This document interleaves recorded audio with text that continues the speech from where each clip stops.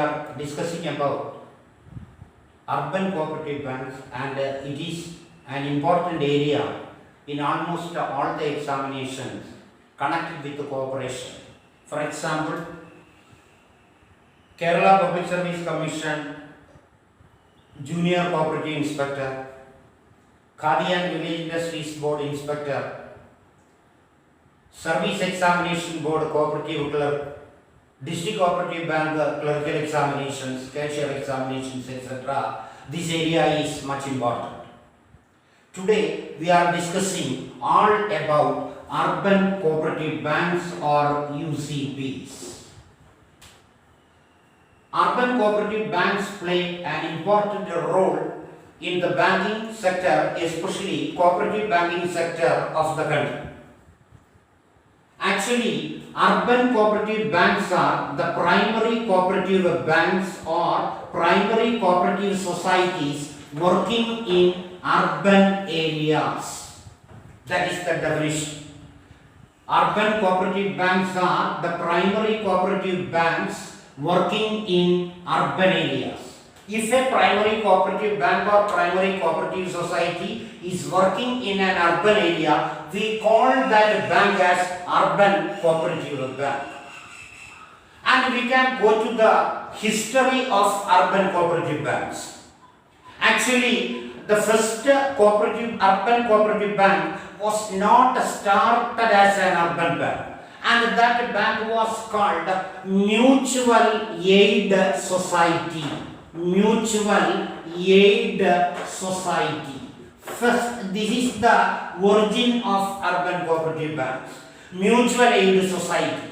The first Mutual Aid Society is known as Anyonya Mutual Aid Society or Anyonya Sahakari Mandal, and that was established on the state of Baroda or province of Baroda. This was the first start of Mutual Aid Society or urban cooperative banks in India, and it was in the year 1889. And the man behind the establishment of this Anyonya Society is Vittal Lakshman. Vittal Lakshman is the man behind the organization of Anyonya Sahakari Mandal, and that was established in the state of Baroda or province of Baroda in the year 1889. And this was about the history of urban cooperative banks, that means the starting.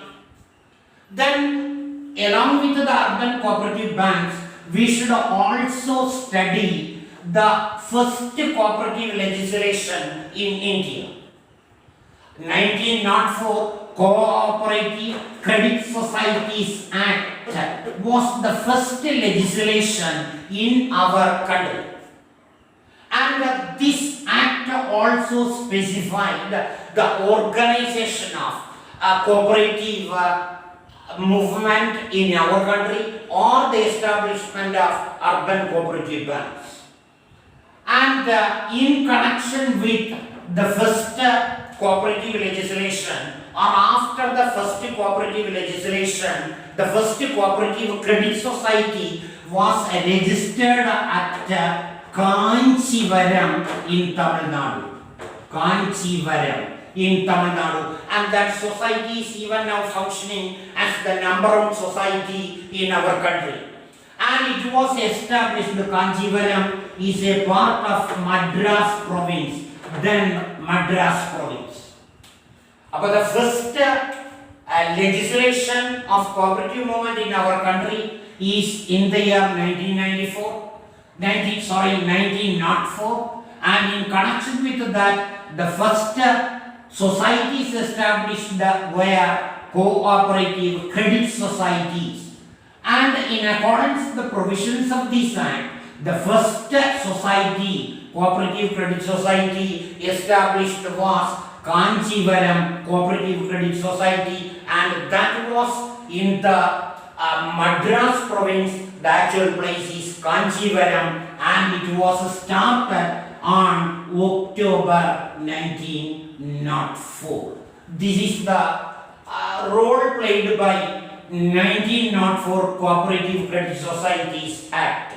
Then this act has only provisions for the establishment of cooperative credit societies, and that is why this act was amended in 1912.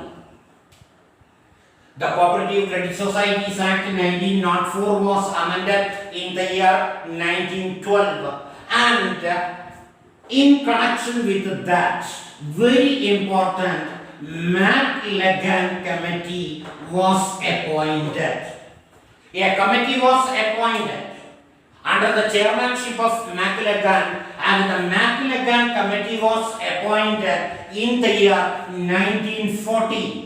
And this committee recommended the establishment of urban cooperative banks for the first time in our country.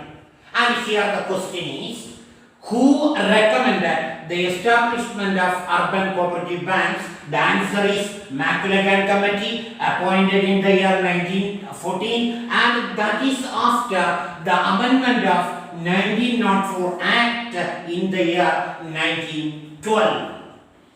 Therefore, the establishment of urban cooperative banks in our country was indebted to McLagan. McLagan Committee appointment year is very important, and that is in the year 1914. 1904 Amendment Act was amended in the year 1912, and accordingly 1914 McLagan was appointed to study the status of cooperative movement in our country, and McLagan recommended the establishment of urban cooperative banks. Along with this, we have to study the development of urban cooperative banks in the world. In the world, the urban cooperative banks were established in the year 1852.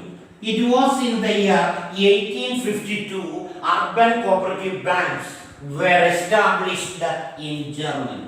Germany was the homeland of urban cooperative movement, and that started in the year 1952. Schulz Delitzsch was the man behind the establishment of urban cooperative banks in Germany. Urban cooperative banks, first of all, developed in the world in the year 1952. Urban cooperative movement was established in Germany. Schulz Delitzsch was the person behind the organization of urban cooperative movement in the world. Then next we can go to Kerala. In Kerala, the urban cooperative movement is single tier. There are different types of cooperative organizations: single tier, two-tier system, three-tier system. But urban cooperative banks have only single tier system in it. In Kerala as well as in India. And the urban cooperative bank was defined as per section 2A of the Kerala Cooperative Societies Act 1969. Kerala Cooperative Act 1969 defines what is an urban cooperative bank, and that is in section 2A, and this is repeatedly asked in different questions. The section with which urban cooperative banks are registered, that is section 2A of the Kerala Cooperative Societies Act 1969, and we should also remember urban cooperative bank is an insured bank. Urban cooperative banks are also insured banks. Insured banks are laid down in section 74A and rule 15AA of the Cooperative Societies Act, very important. Insured banks are laid down in section 74A and rule 15AA of Cooperative Societies Act 1969. That is urban cooperative bank system in Kerala. Once more, urban cooperative banks are single tier, and it is defined in section 2A of Cooperative Societies Act 1969. Urban cooperative banks are insured banks.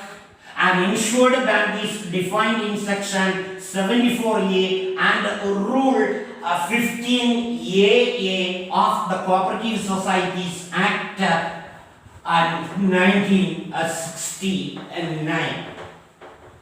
Then next we can go to RBI, Reserve Bank of India, appointed a committee in the year 1978. RBI appointed a committee in the year 1978 to study the working of urban cooperative banks. It is next important area, working of UCBs.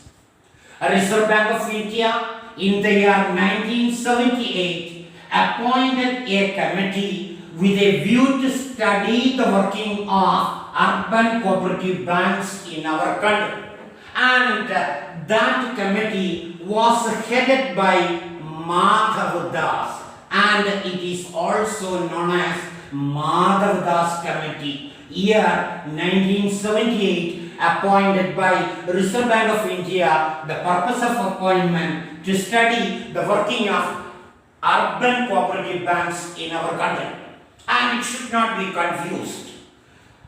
Establishment of urban cooperative banks was closely inducted to McLagan, but working of urban cooperative banks was studied by Madhav Das. That is in the year 1978. That is most important question. Next one, remember that urban cooperative banks are non-agricultural credit societies. The members are non-agriculturists.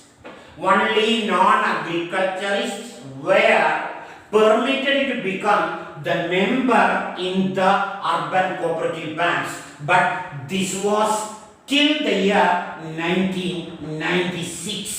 From 1996 onwards, non-agriculturists as well as agriculturists were permitted to become members in the urban cooperative banks. That means the bank began to grant loans and advances for both non-agricultural purposes as well as agricultural purposes from 1996. Till 1996, they were exclusively for non-agriculturists. This is regarding the membership of societies.